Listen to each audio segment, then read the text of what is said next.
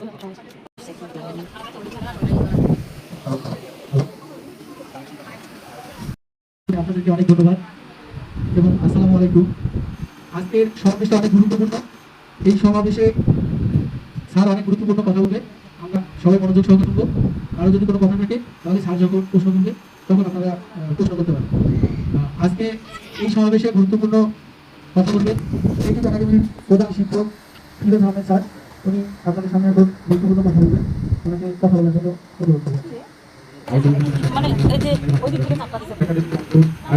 আজকের দ্বিতীয় শ্রেণীর অভিভাবক সমাবেশে আগত সম্মানিত অভিভাবক মন্ডলী, সবাইকে সালাম জানিয়ে শুরু করছি। আসসালামু আলাইকুম এবং অন্যান্য ধর্মাবলম্বীদের আদাব।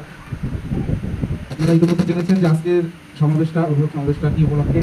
এটা মূলত শিক্ষার্থীদের জন্ম নিবন্ধন উপলক্ষে। যদিও এর আগে জন্ম